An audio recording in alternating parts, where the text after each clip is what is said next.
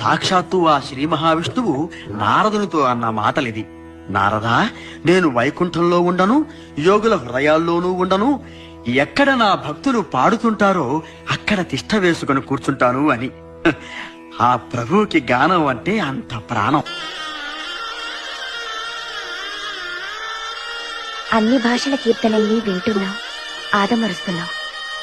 మరి ఈ తెలుగు గడ్డపై ఉంటూ తెలుగు పాట వినటానికి మాత్రం నోచుకోలేకపోతున్నాం. తొలి తెలుగు పాటకు ప్రాణం పొయ్యడానికి మన నందకుడు అన్నమయ్యగా ఆమె గర్భాలయంలోనే అవతరించబోతున్నాడు. ఈ మాత్రం సౌందర్యానికే ఇంత దాసులు అయిపోయావే, ఇంతకన్నా లోకోత్తరమైన సౌందర్యాన్ని చూస్తే ఇంకేమైపోతావు? ఆ సౌందర్యానికే దాసోహం అంటారు. ఆ స్వామి సేవ కోసం చేసే యాత్రలో అలసిపోయినా అసలు పోయినా పోయేదేమని తాత.